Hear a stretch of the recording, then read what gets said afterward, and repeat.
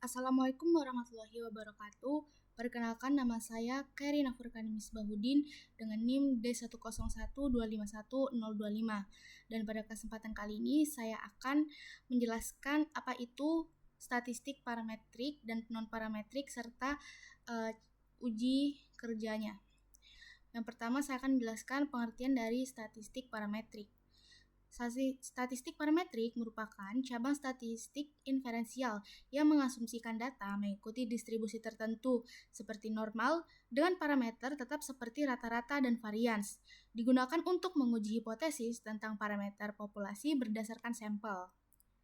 Selanjutnya, ciri-ciri utama yang pertama bergantung pada pengetahuan distribusi populasi yang diketahui atau diasumsikan sehingga lebih kuat jika asumsi terpenuhi. Yang kedua, lebih sensitif mendeteksi perbedaan kecil dalam data dan sering menghasilkan p-value lebih rendah dibanding non-parametrik. Kemudian yang ketiga, memanfaatkan ukuran seperti mean dan standar deviasi untuk analisis. Selanjutnya, syarat penggunaan. Yang pertama, populasi berdistribusi normal. Yang kedua, sampel diambil secara acak dan varians antar kelompok sama atau homogeneous variance. Yang ketiga, data berskala interval atau rasio dengan ukuran sampel ideal minimal 30. Dan yang terakhir, jika syarat tidak terpenuhi, gunakan alternatif non-parametri. Yang pertama, saya akan melakukan uji normalitas Kolmogorov-Smirnov. Uji normalitas ini merupakan bagian dari uji asumsi klasik. Uji normalitas Kolmogorov-Smirnov itu dilakukan untuk mengetahui nilai residual berdistribusi normal atau tidak. Nah, dasar pengambilan keputusan itu yang pertama, jika nilai signifikansinya lebih atau di atas 0,05, maka nilai residual berdistribusi normal. Namun, jika nilai signifikasinya di bawah atau kurang dari 0,05, maka nilai residual tidak berdistribusi normal. Di sini saya sudah menyiapkan sebanyak 50 data. Nah, di sini variabel independennya itu yang kelas dan variabel dependennya itu yang skor atau nilai. Kita copy dulu datanya.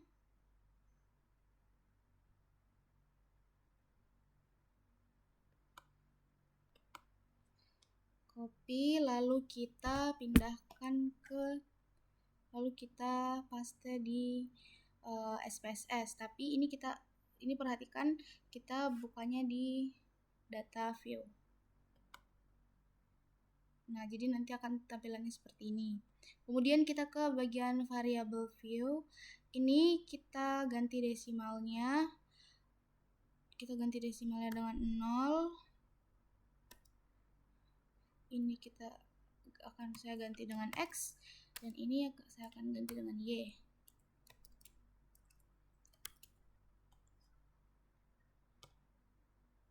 Nah, di sini X itu kelas dan Y itu nilai. Terus kita kembali lagi ke data view, lalu kita pencet analyze, kemudian mana ini? Regression, lalu tekan yang linear. Nah, ini yang kelas X, kita pindahkan ke bagian independen. Tekan ini, kemudian nilai Y, kita pindahkan ke bagian dependen. Seperti ini. Setelah itu, kita pencet yang save. Nah, di sini di bagian residual, kita pencet yang unstandard, lalu continue. Dan pencet OK. Nah, di sini muncul tabel-tabelnya, teman-teman. Nah, output ini atau tabel-tabelnya ini kita close saja karena kita langsung close di sini. Oke. Kemudian kita ke analyze lagi dan kita pilih yang non-parametric test di bagian legacy dialog dan di sini one sample key. Nah, yang di bagian bawah ini kita pindahkan ke test variable list yang sebelah kanan. Nih, jangan lupa untuk tekan yang normal. Setelah itu pencet OK. Nah, muncul outputnya teman-teman. ini muncul dan bisa dilihat di sini yang bagian bawah SIG ini hasilnya 0,200. Nah, di sini berarti nilai signifikansinya itu nilai hasilnya residualnya itu berdistribusi normal karena di atas 0,05. Selanjutnya kita akan melanjutkan uji homogenitas. Nah, di sini sudah ada kelas dan nilai. Kemudian kita ke variable view.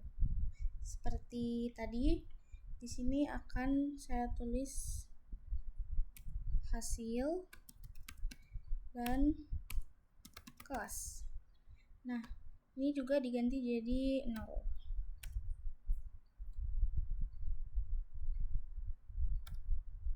Lalu labelnya di sini nilai dan di sini kelas. Nah, untuk di bagian kelas ini kita pencet yang values, lalu tekan yang titik 3, kita pencet 1, lalu setelah itu tulis akan saya isi di sini kelas A, angka 1 sebagai kelas A, kemudian 2 sebagai kelas B. Oke, dengan seperti ini kita pencet OK. Kemudian kita ke data view lagi. Nah, di sini lalu kita tekan analyze lagi, kemudian deskriptif dan tekan di bagian explore. Nah, nanti akan keluar seperti ini. Lalu yang bagian ini nilai atau hasil ini kita pindahkan ke dependent list, lalu yang bagian kelas kita pindahkan ke factor list. Nah, setelah itu kita tekan ke plots. Kita tekan ke plots. Nah, di sini yang di bagian sini yang awalnya non kita ganti jadi power estimation ya, teman-teman. Terus habis itu kita pencet kita tekan continue. Lalu oke. Nah, nanti akan keluar seperti ini, teman-teman. Nih outputnya.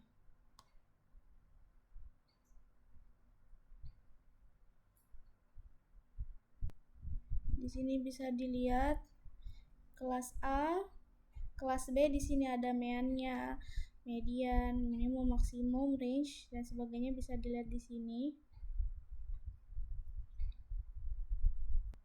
Lalu di bagian sini kita bisa lihat apakah data kita homogen atau tidak.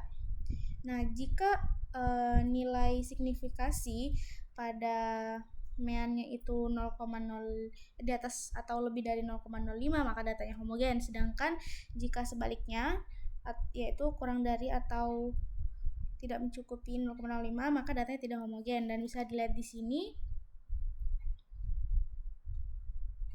Nah, karena nilai dari based on me-nya itu di sini 0,934 berarti lebih besar dari 0,05 maka data ini bersifat homogen.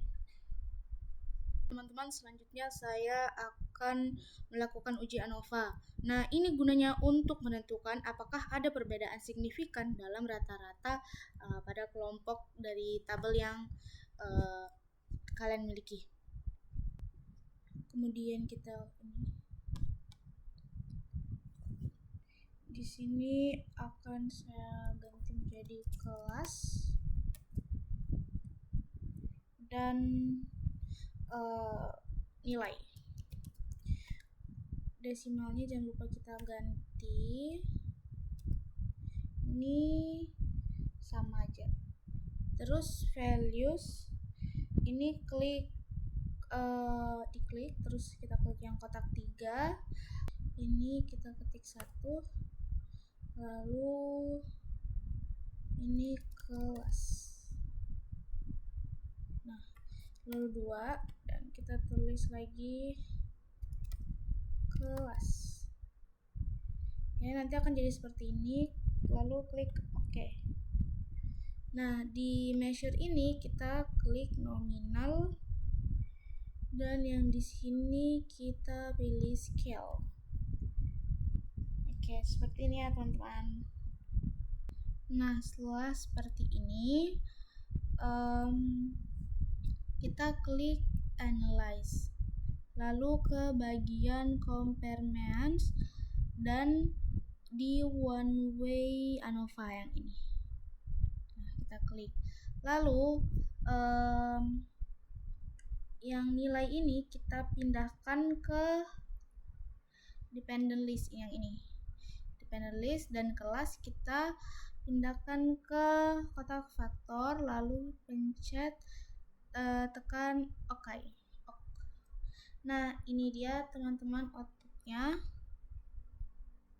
Nah, bisa dilihat di sini di between groups yang SIG-nya ini 0,847, berarti lebih besar daripada 0,05.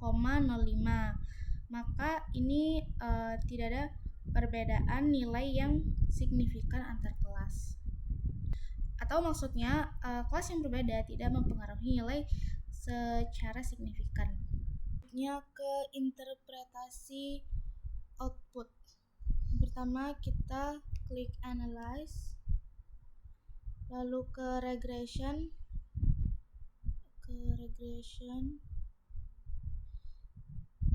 Setelah itu pilih yang bagian linear. Nanti seperti ini. Terus yang bagian X kelas ini pindahkan ke independen dan yang nilai dipindahkan ke dependen. Setelah itu pencet ini, oke. Nah, nanti akan keluar seperti ini. Nah, nanti akan keluar seperti ini. Nah, ini di bagian model summary, ini yang angka 0,28 itu maksudnya korelasi antara variabel independen dan dependen. Independen itu yang kelas tadi dan dependen itu nilai. Lalu yang R² itu hanya 0,1%.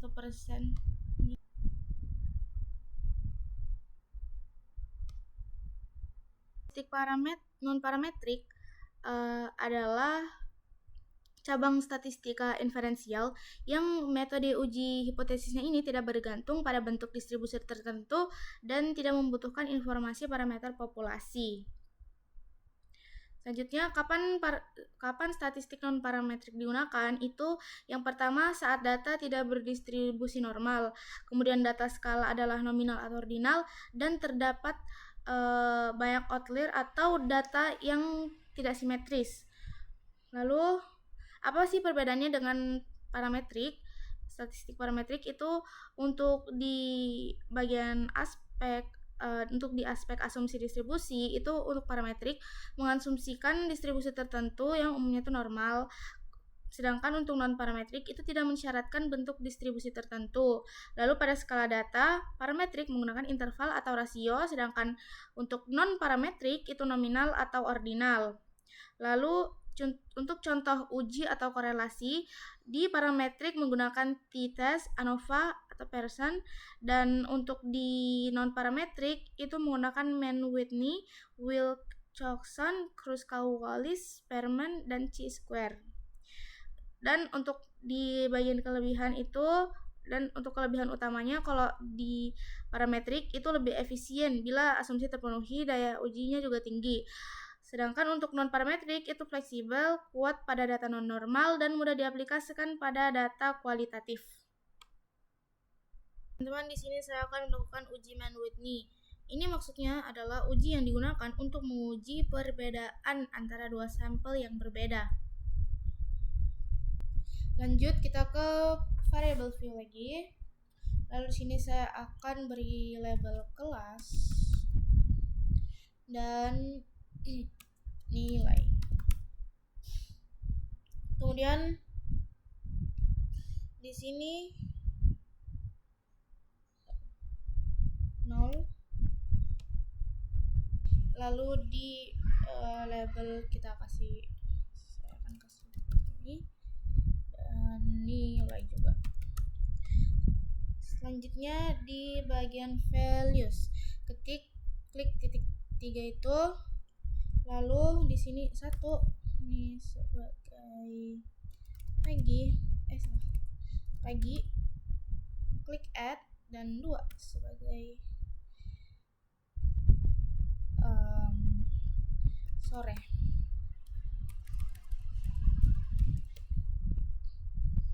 Nah, jadi seperti ini, klik OK.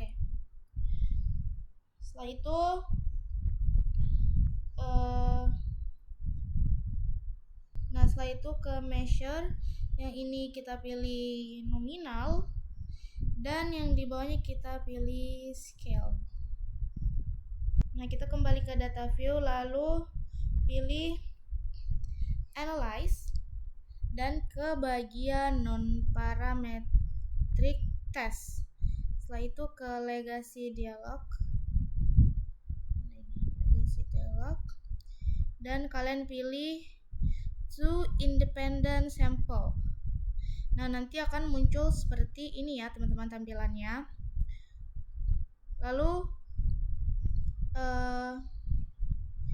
ini yang bagian kelas ini kita pindahkan ke grouping variable, dan nilai ini kita pindahkan ke test variable list. Nanti akan seperti ini, dan jangan lupa ini ya, wait new.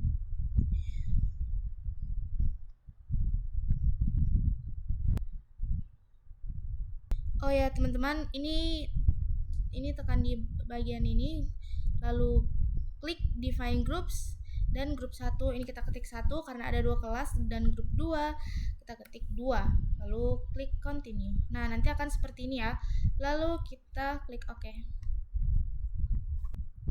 Nah teman-teman, kita lihat di sini tabel rank. Di sini ada di bagian N. N ini itu banyaknya kelas atau jumlah sampelnya. Di sini kelas pagi sebanyak 26 orang dan kelas sore sebanyak 24.